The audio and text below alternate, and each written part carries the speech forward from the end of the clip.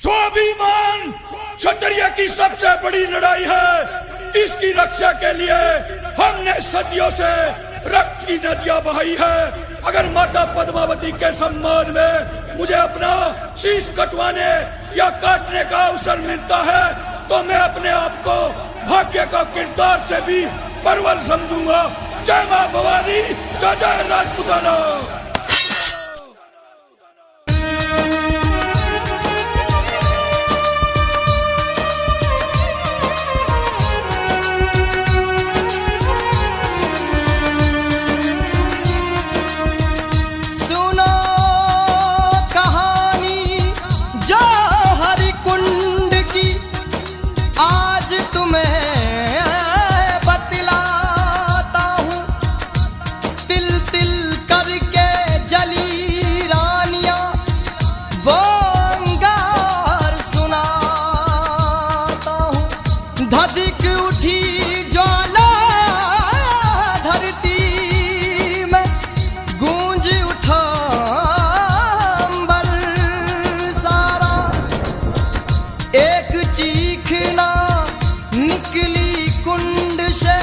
निकला स्वाभिमान का नारा।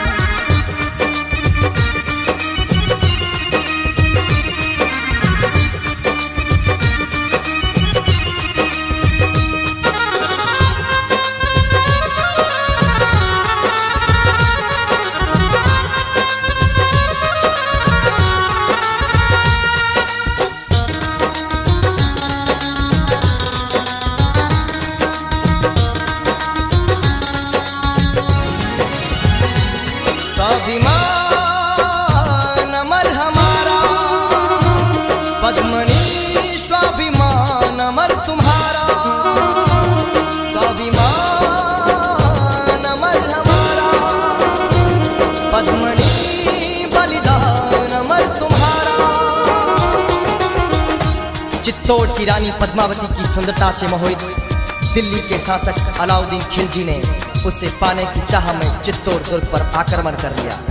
लेकिन हर नाकाम कोशिश के बावजूद उसने रानी पद्मावती को एक बार देखने की बात रखी। बात मानने के बावजूद खून में गद्दारी का जहर भरे खिलजी ने चित्तौड़ के राजा राणा रतन सिंह को धोखे से बंदी बना लिया। लेकिन इस संकट की घड़ी में वीर गोरा और बादल ने अपने प्राणों की आहुति देकर चित्तौड़ के स्वाभिमान की लाज रखी और अलाउद्दीन खिलजी के सारे मंसूबों को नाकाम कर दिया। इसी क्रोध में आकर अलाउद्दीन खिलजी ने मेवाड़ का सर्वनाश करने की ठान ली और एक बार फिर चित्तौड़ दुर्ग पर चढ़ाई की। घेर लिया चित्तौड़ दुर्ग को, बंद किया दाना पानी। संकट में स्वाभिमान गिरा, संकट में थी पद्मा रानी। घेर लिया चित्तौड़ दुर्ग को, बंद किया दाना पानी। संकट में स्वाभिमान गिरा था, संकट में पद्मा रानी। संकट में थी पद्मा रानी, संकट में थी पद्मा रानी, संकट में थी पद्मा रानी, संकट में थी पद्मा रानी।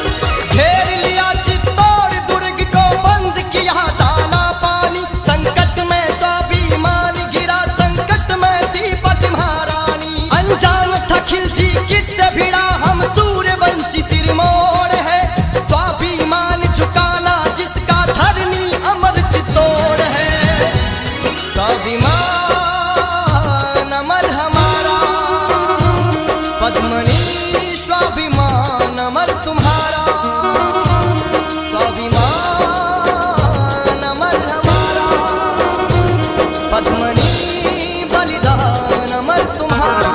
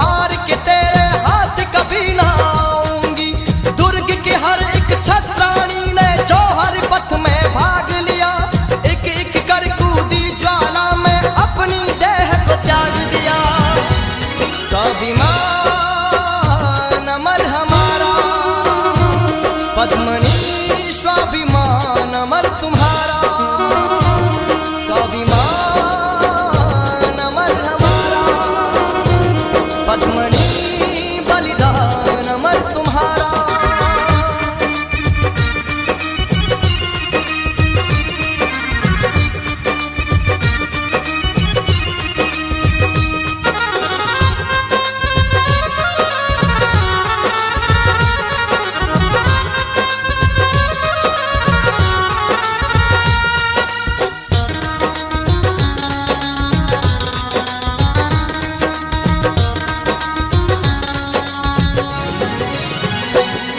जब खुले द्वार चित्तौड़ दुर्ग के मंजर देख के घबराया, ले राख हाथ छत्राणी की सर दीवारों से टकराया।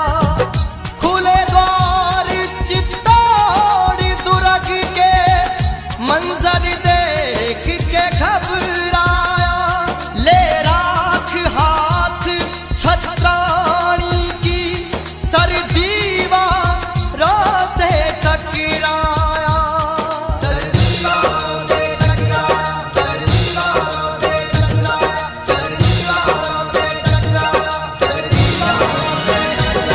जब खुले द्वार चित्तौड़ दुर्ग के मंजर देख के घबराया, ले राख हाथ छत्राणी की सर दीवारों से टकराया। घुटनों पे खड़े खिलजी के भी आंखों में भर आया पानी, हार गया दिल्ली का शासक, जीत गई है छत्राणी। स्वाभिमान अमर हमारा, पद्मनी स्वाभिमान अमर तुम्हारा, स्वाभिमान अमर हमारा, पद्मनी बलिदान अमर तुम्हारा।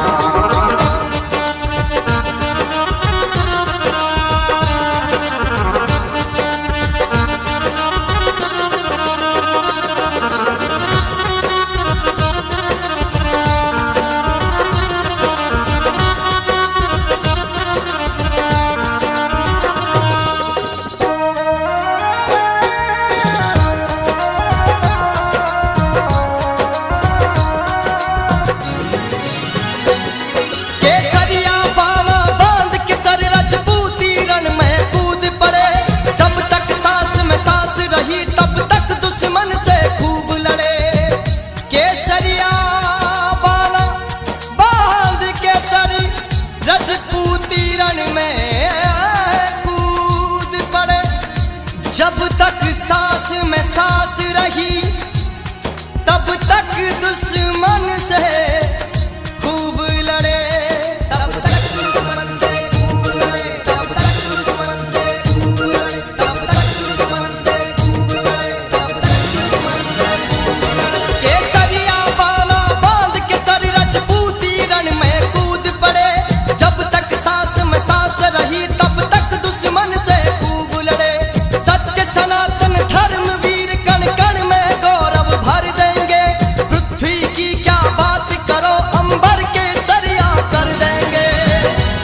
स्वाभिमान अमर हमारा, पद्मनी स्वाभिमान अमर तुम्हारा, स्वाभिमान अमर हमारा, पद्मनी बलिदान अमर तुम्हारा। मैं छोटू सिंह रावला अपने अखंड इतिहास और स्वाभिमान को अमर रखने की सौगंध खाता हूँ। जय मां भवानी, जय जय राजपूताना।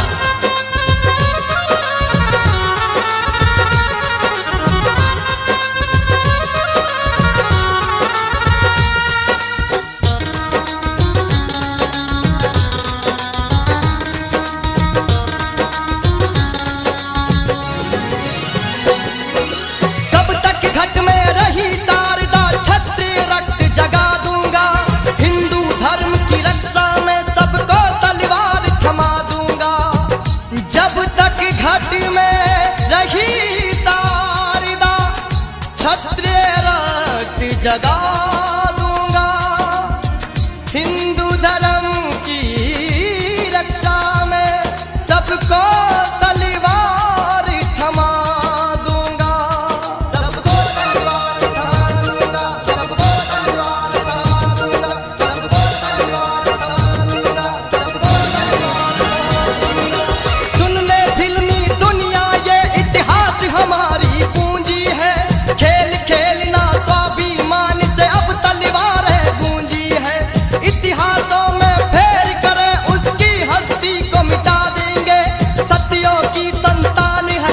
कुछ भी